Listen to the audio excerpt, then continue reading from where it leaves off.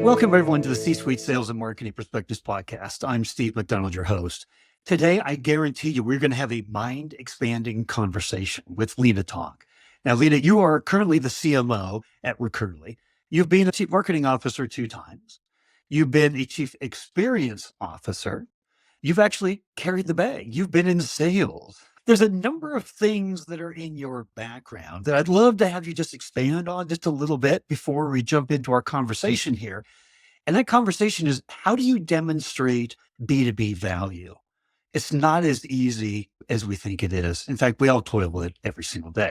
But before we get into that conversation, I'd love to hear a little bit more about your background, please. Yes, thank you so much, Steve. And thank you so much for having me. I appreciate that very much. It makes me laugh when you say I carried a bag, but to be honest, yes, all those things are all very true. CMO twice, Chief Experience Officer. And yes, for a period of time, very early years, I spent some time in sales.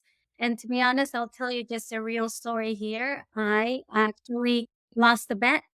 At the time, I used to support him from the sales and marketing side. And he just said, I feel like you should be in sales. I feel like, you'll be great at sales. And we had this deal that we were going to lose or win.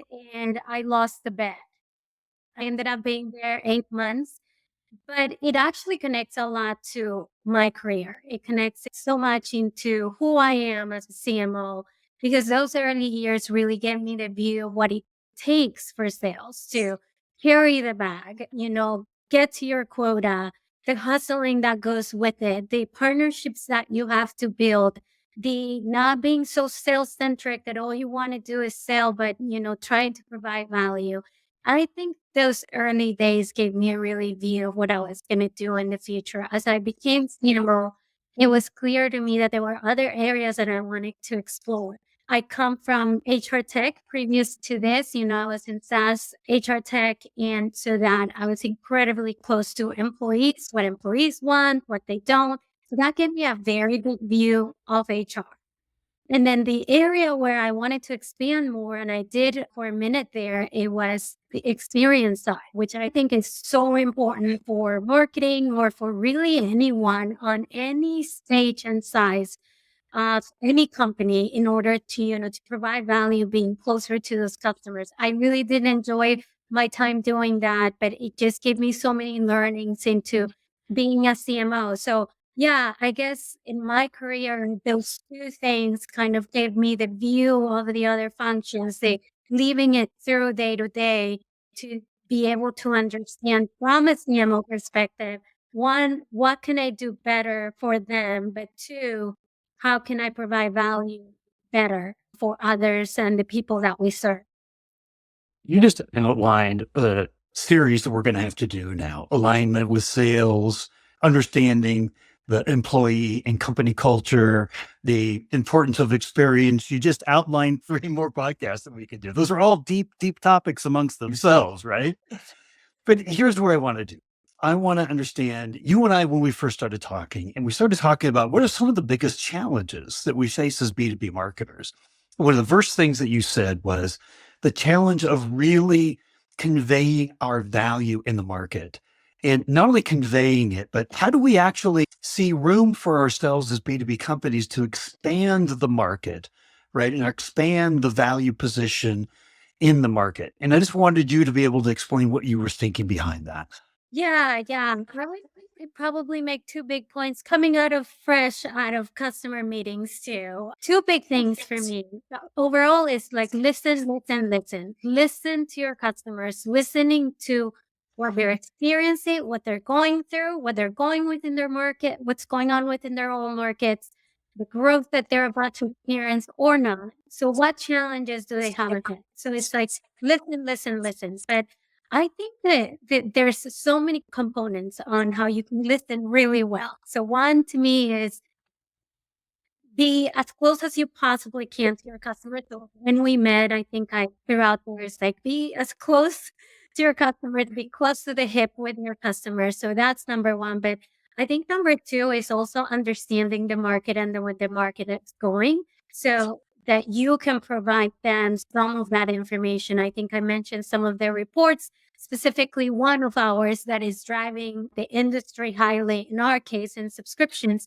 But being able to just gather data and reports that are actually showing where people are going, what value they're seeing, what they're not getting, and not assuming that the market is going this way or the other is very important. What we see in subscriptions is very interesting because in subscriptions, we have this market where you have a bunch of subscription natives, people that have been in subscriptions for years and understand it very well.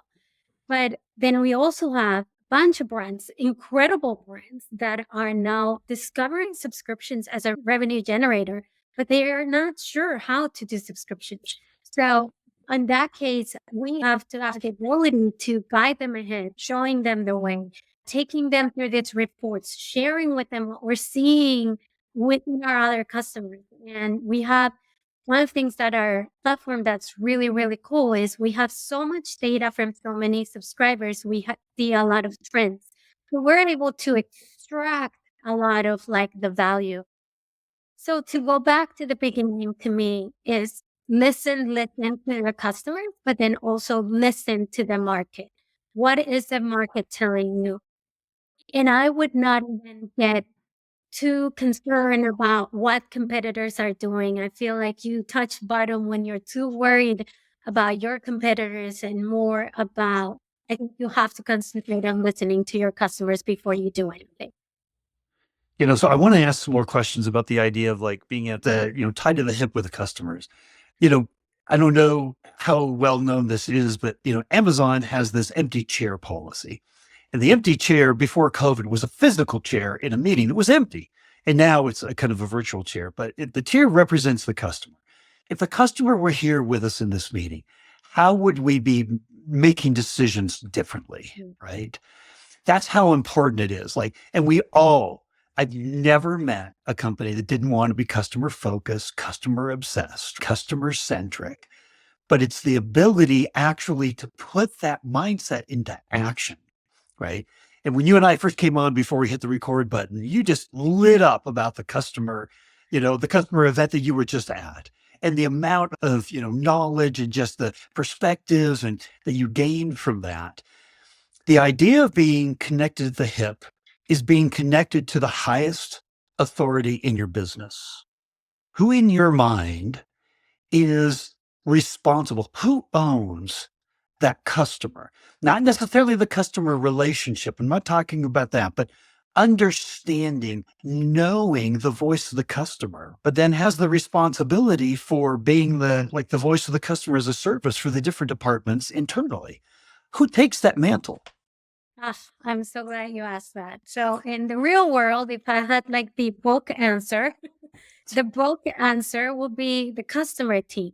I believe the customer teams, in our case, customer success, has the ability to be closest to customers than any other department. And the ability that that team has to transfer information over to us or any department is absolutely incredibly powerful. But that's the book answer, right? And I do believe to some extent on that. But to me, customer centricity has to be lived on every department of the company, in the executive leadership team, in every single function. Me in marketing, if I am not aware of what our customers want or what our customers are going for or the value that we're providing, there's no way that I'm going to continue to be providing value to them. If customer success grabs all the stories, and let's say customer success in some companies or in this one, they're upselling per se or anything like that, it doesn't grow. Or at least it doesn't grow as fast as you would want it to grow. But our ability to have customer centricity on every single department, and I go as far as finance. Finance has to be thinking of the customer when they are reviewing financial numbers with us. Sales, oh my God, beyond sales, right? I'm able to provide sales enablement to them on what they're going to go after, what they're going to go do, who we're targeting. But if they don't understand the real truth to how customers are feeling or the value we're providing, it doesn't really go anywhere. Specifically, me coming back from this event, it's very interesting how people believe that, oh, so some of the salespeople are at the event because they're selling. And it is very different. That's not how we prep for the event. It's quite the opposite. Some of the salespeople are here because they want to learn from the customers that are here. They want to learn from the prospects that are here to understand what are they going through. Coming back and doing the debrief, some of our sales team, they were like, wow, Lina, like being able to be in that setting, that intimate, in that conversation with our own customers or prospects that are likely going to become customers, it's transformational. Like it gives me all the talking points that I need to be able to provide the value. So I think every department in every department should have, ownership of the customer. And I do believe the leading customer team will be customer success. They're the ones that live and breathe and talk to customers almost every other day at times. And if they can escalate something that is going on with them, they provide that to us. And if we don't have customer centric goals, then the customer doesn't see the value over time.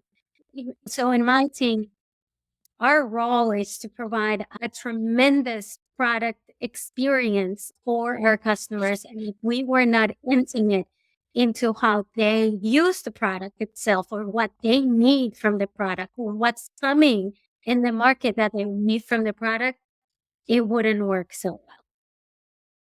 Here's what I'm taking away from what you're saying here is that being close to the customer has to be one of the number one priorities in the company, right?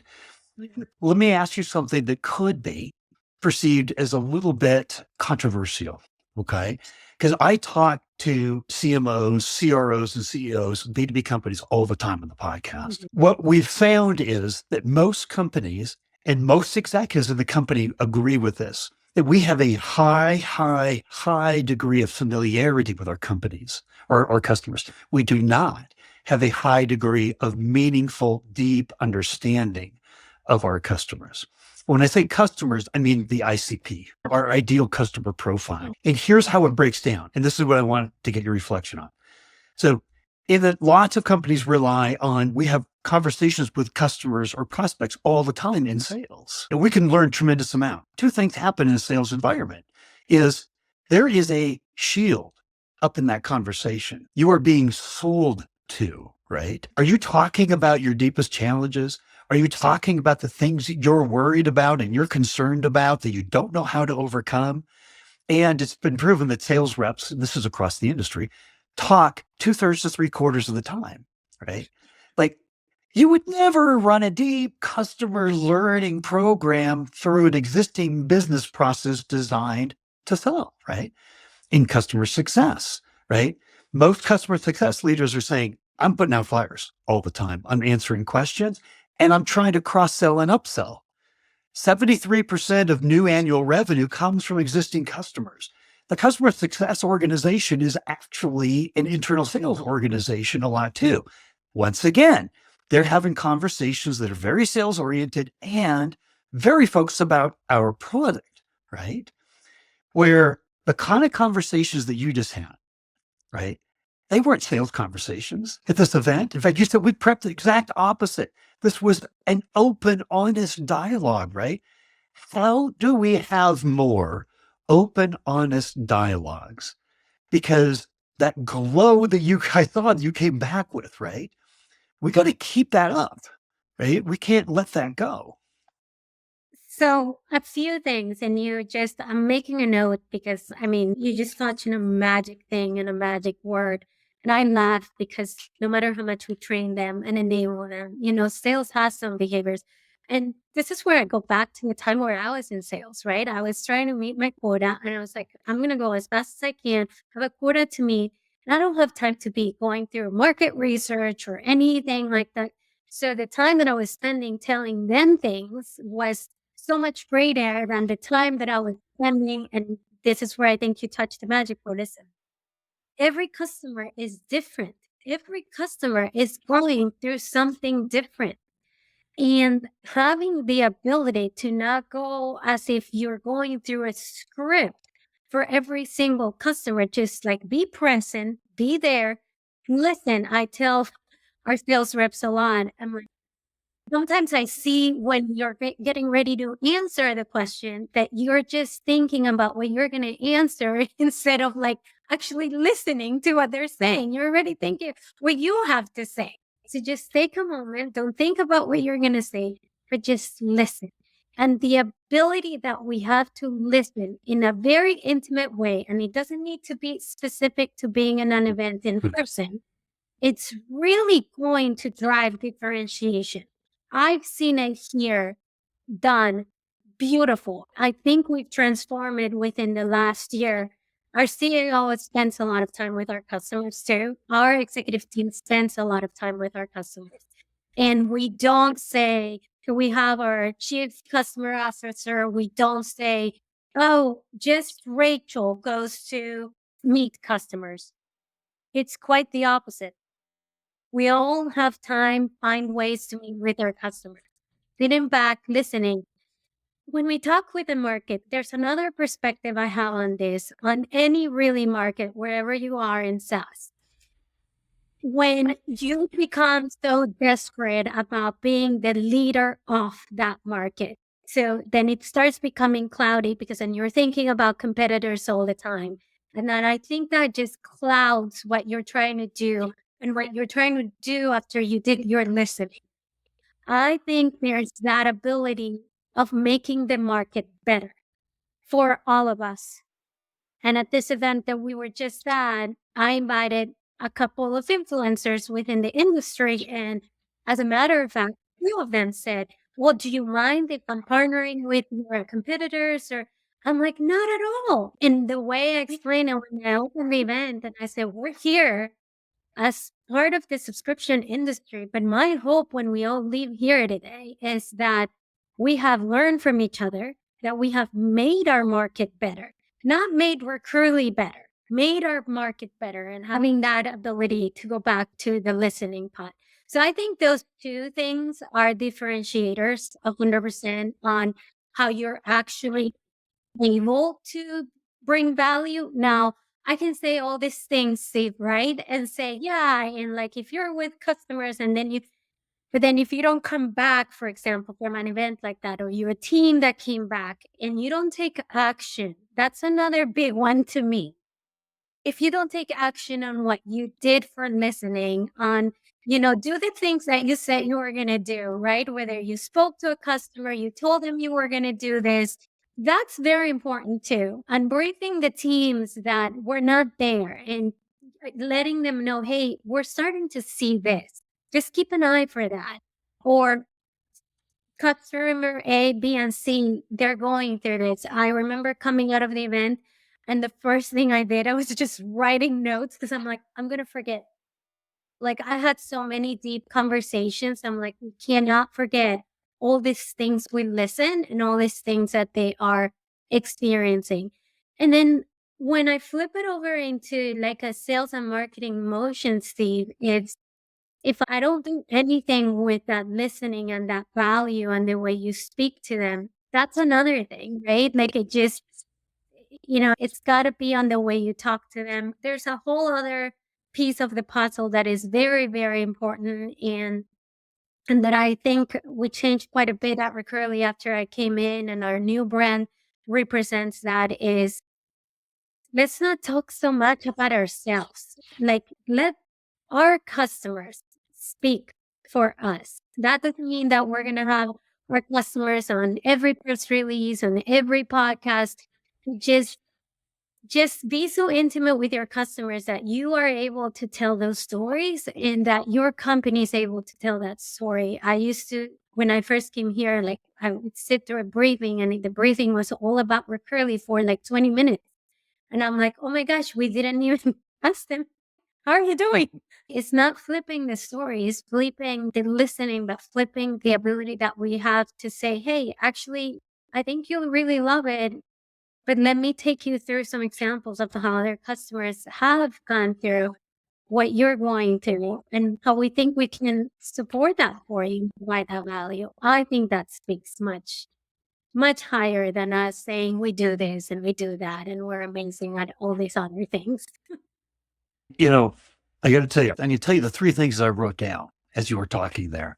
And I'm going to quote you again and again on the podcast, by the way. Here's what the number one that I love. Intimate listening drives differentiation. I have never met a B2B organization that just wasn't full of ideas of where our product roadmap should go, who our ICP was, what they need from us. We are charging forward, right? We are full of our own opinions, and we forget the most important opinion is actually the opinion of the people who we serve, our customers, right? So intimate listening, I think we don't, as an industry, do that very well at all. And I'm going to tell you one expression of that. There was a recent article that came out of Forbes, and it was about content, B2B content, because how we listen gets reflected back by the content that we then serve out into the marketplace, right? It is the way that we form, trust and relationships. And it's like Forrester said, it's the foundation to all B2B marketing's content. And you know what they rated B2B content? They graded it. They gave it a D minus. Oh my gosh.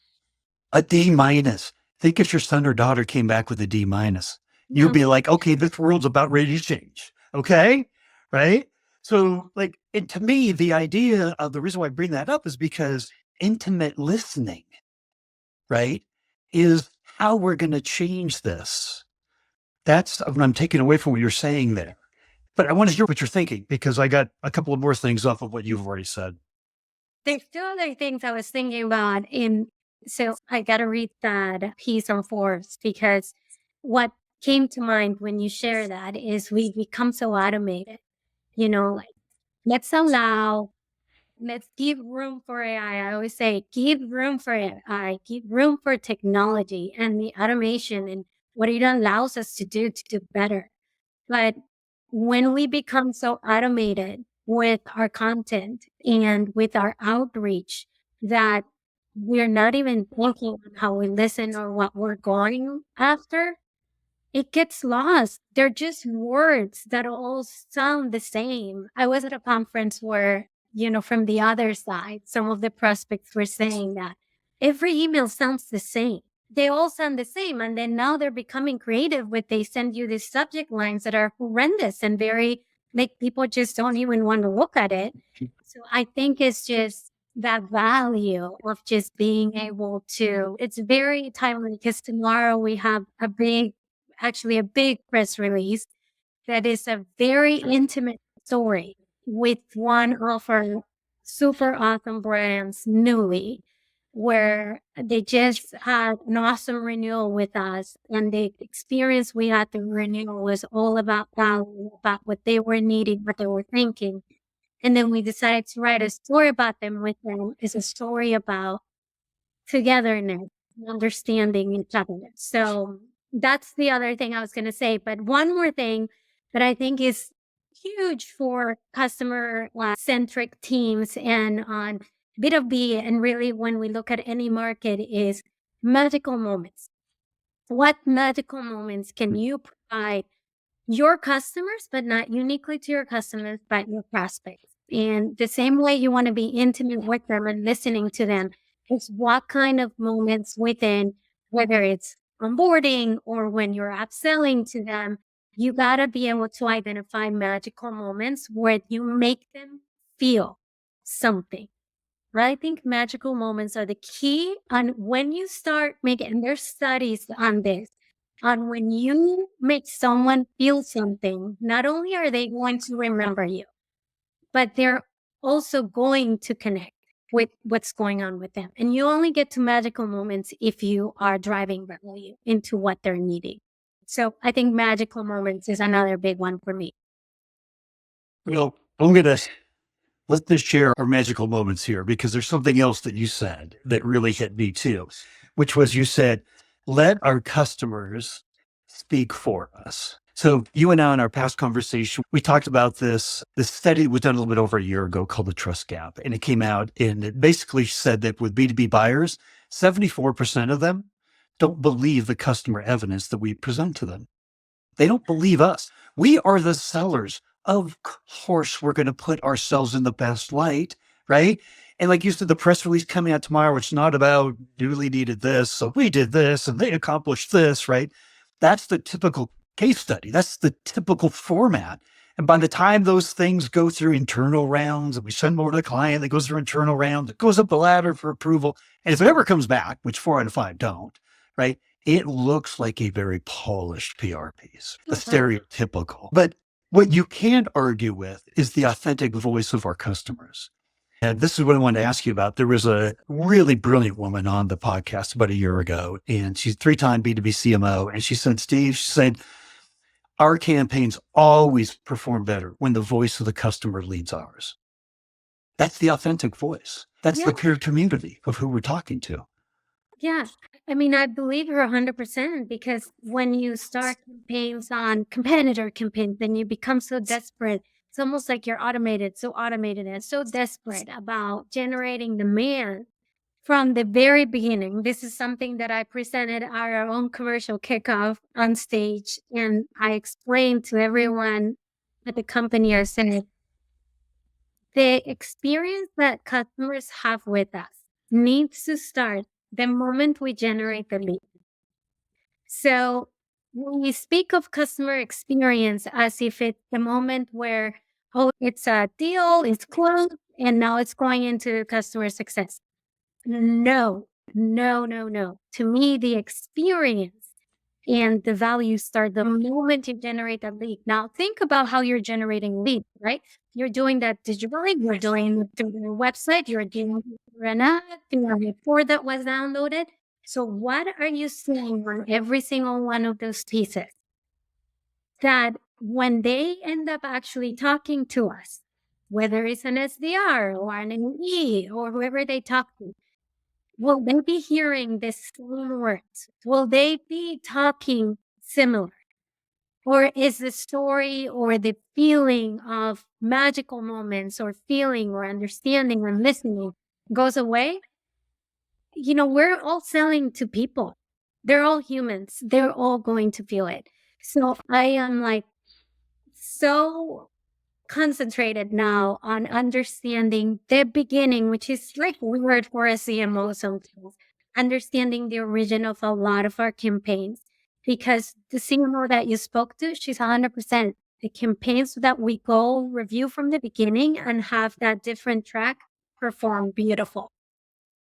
So I have one more question I'd have to ask. Because, I mean, we've talked about so much and we've talked about things that could be the second, third, fourth, and fifth podcast, right?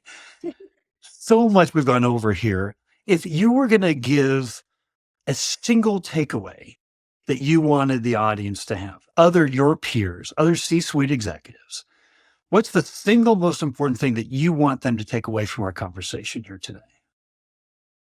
Listen, that is to me the key of everything for customers, for prospects, for the people that you work with. It's just listen. Is that listening brings empathy into what people are going through, a customer, a prospect, an employee. I continue to go back to this. We have become so automated. We forgot like the root of how we grow is actually as humans. We have that ability to listen and then build unbelievable campaigns and strategy that bring value. So listening, number one. Well, I know people are going to have questions. And so is it okay if I give out a link to your LinkedIn profile that people could reach out to you? Yeah, of course, of course.